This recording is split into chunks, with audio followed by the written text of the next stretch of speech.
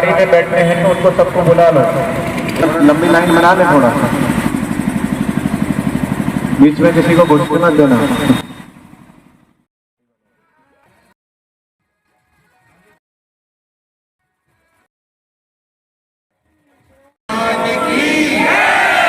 कृष्ण कन्हैया लाल की, रामचंद्र भगवान की। कहते आसमान की शोभा शून्य से नहीं सितारों से होती है। आसमान प्यारों से नहीं, हमारे बापूजी जैसे प्यारों से होती है।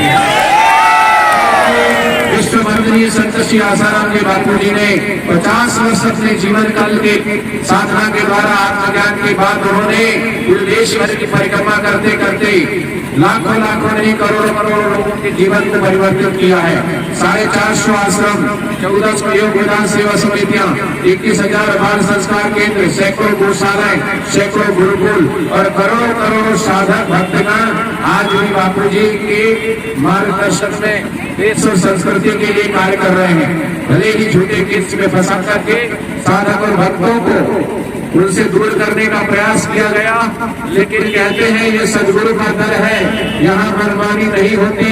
निंदा करने वालों ने चाहे कितनी भी निंदा करी हो, सच्चे गुरु भक्तों को कोई परेशानी नहीं होती, क्योंकि सच्चे गुरु भक्त कहते रहे निंदा को कुछ तो है हमारे बापूजी में, वरना आज भी बापूजी की दुनिया यूं ही दीवानी नहीं होती।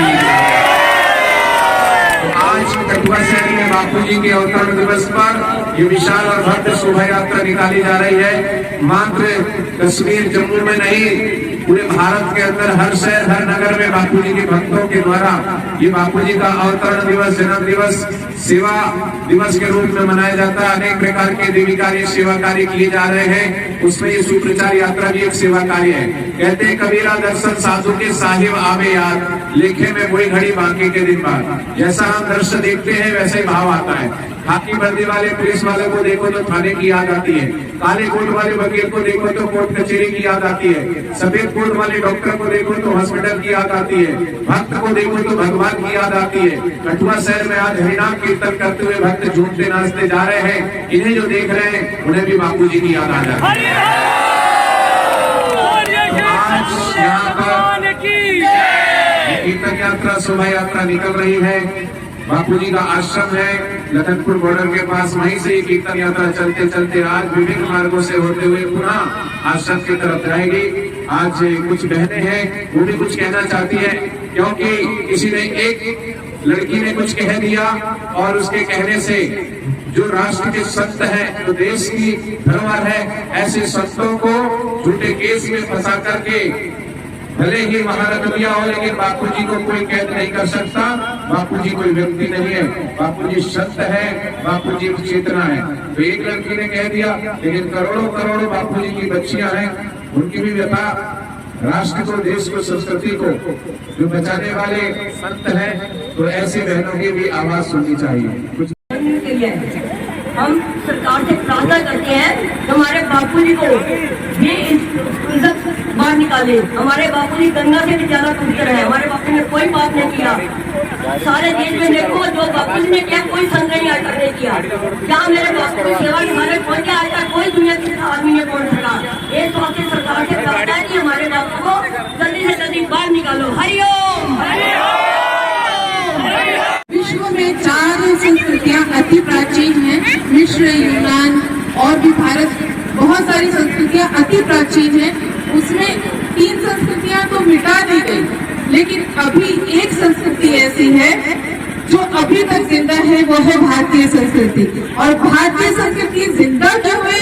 हमारे संतों के कारण। संत हमारे संस्कृति के नींव है। अगर नींव को हिलाया जाए तो संस्कृति ही न बचेगी। तो हमारी सभी बहनों की मांग है कि बापूजी को जल्द से जल्द रिहा किया जाए। अगर मेडिकल रिपोर्ट भी लड़की की देखी जाए तो उसके शरीर पे खरोंच तक नहीं लगा है। जब ये बताया, वो बोल रही है कि मेरे साथ गलत हुआ, तब भी उसकी कॉल डिटेल देखी जाए मोबाइल की, तो भी वो किसी से बात कर रही थी। तो अगर वो किसी से बात कर रही है और गलत भी होता रहे, समझ में नहीं आता है, बात बचती नहीं है। तो हमारी यही मांग है सरकार से, अपने लोगों से, हिंदुओं से भी, कि सभी संगठित हो और सारे जो संत हैं, संत से भी अभी आवाज उठ रही है। हम यही चाहते हैं कि सरकार की आवाज पहुंचे। कानून अंधा होता है मानती हूँ, लेकिन बहरा तो नहीं होता है। सरकार सुन सकती है तो सुने कि ज्यादा से ज्यादा लोगों की आवाज, लड़की लगाने वाली आरोप लड़की थी, लेकिन हम महिलाएं भी तो यहाँ रोड पे उतरी हैं। सिर्फ यहाँ नहीं, जम्मू कश्मीर को एक छोटा सा हिस्सा है पूरे भारत में, कन्याकुमारी तक, पूरी कन्याकुमारी तक यहाँ की कीर्तन यात्राएं, जगह जगह पे सत्संग महिलाएं निकाल रही है। महिला रैली पे भी हमेशा संतों का अपमान नहीं सहेगा हिंदुस्तान, ये महिलाएं बोलती हैं, लड़कियां बोलती हैं, जिनको इतने अच्छे संस्कार पूज्य संत श्री आशाराम बापू जी की तरफ से मिला, और वो संस्कार उन्होंने हमें दिया, तभी हम इतने आराम से, कोई अगर झूठा होगा तो वो इतने शान से, गर्व से छाती पिलाकर रोड पे नहीं उतरेगा। तो रोड पे हम उतरे हैं तो कुछ ना कुछ तो सच्चाई होगी। तो एक लड़की की जब सुनी जा रही है, तो हम इतनी सारी महिलाएं जो रोड पर उतर रही हैं, जो चीख चीख कर चिल्ला चिल्ला के कह रही हैं, बापूजी निर्दोष है, बापूजी निर्दोष है।